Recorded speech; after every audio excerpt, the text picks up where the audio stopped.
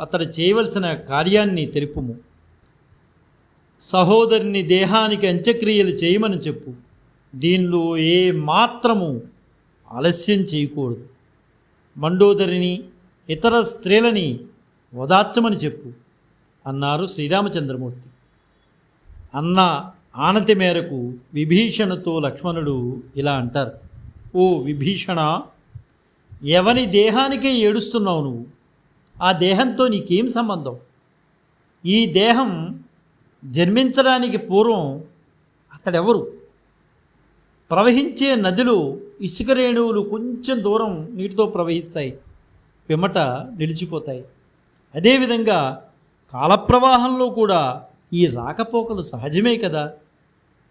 పంట పండడానికి విత్తనాలు చేనులో చల్లుతాం. కొన్ని మొలకెత్తుతాయి, మరికొన్ని మొలక లేకుండా